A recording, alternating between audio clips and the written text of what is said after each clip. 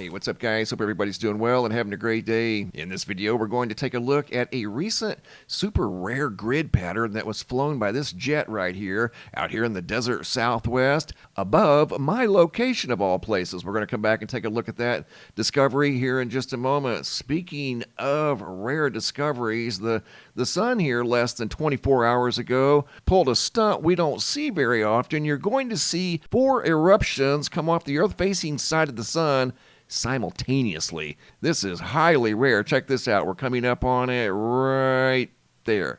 I know it's difficult to see, but there were 1, 2, 3, 4 Earth-directed eruptions at the same time. And if I'm not mistaken, I think it occurred right here just 8 hours earlier, quite possibly twice in an 8-hour period. And again, that hardly ever happens. So rare activity on the Earth-facing side of the sun.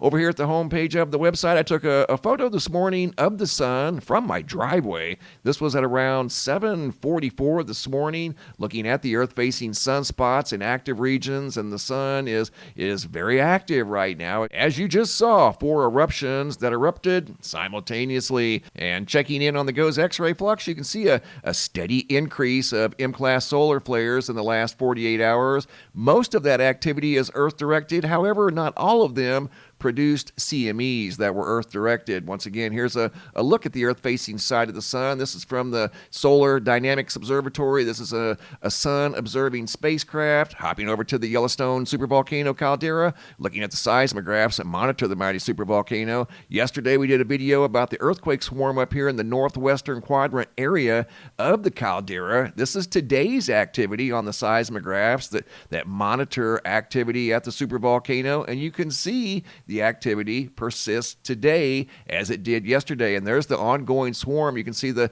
2 red circles. Those are earthquakes in the last hour. So the earthquake swarm continues at the Yellowstone supervolcano caldera. I want to take you guys now to the skies of the desert southwest.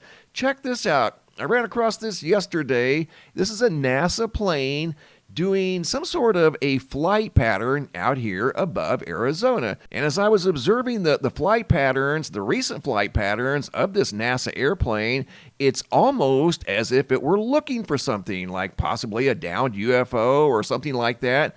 This is the flight pattern it conducted on April 3rd.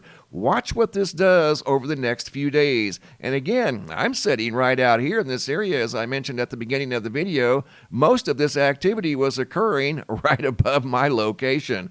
So this was the flight pattern it took on April the 3rd. We're going to step it up a couple of days and go to April 10th. About a week later, it flies a very similar flight pattern, but notice it moves over to the right about 25-30 miles. And then again, the vertical grid going north to south, as if it's looking for something possibly on the ground. Flying back and forth again, north to south, basically flying back and forth from the southern border of Arizona up to Prescott, Arizona, which is where the rim country begins. Now we're going to the very next day, April 11th, 24 hours later, flies the same basic flight pattern, goes down to the border, and then starts this journey north to south, up to Prescott, back down to the border, up to Prescott, back down to the border, as if it's looking for something. But notice the grid has moved even farther to the east, about 25 or 30 miles, and then it flies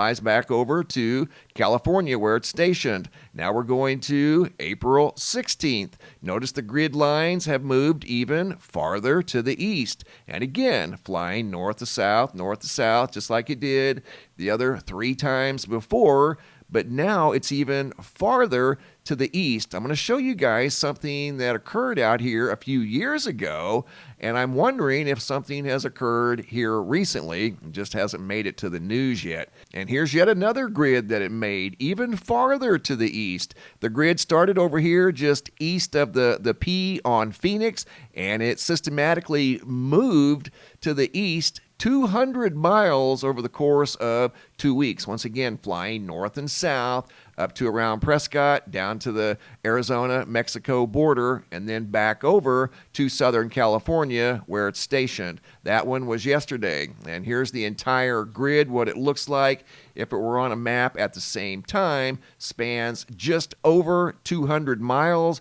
That's the area that the airplane was, in a sense, searching. It looked like it was searching for something, quite possibly on the ground. I looked up objects that maybe had crashed into the desert here recently, and I didn't find anything in the news. The only thing I found was the recent meteorite that was spotted by folks out here in Southern California, Nevada, and Arizona that occurred a few days ago, and some people say that it looked like that impacted the ground, but not over here in Arizona. The only thing that I could find in this general area that occurred many years ago that involves a possible UFO with Travis Walton. Remember the incident that occurred back in 1975 where he claims to have been abducted by a mysterious craft? Well, here's the map of the location.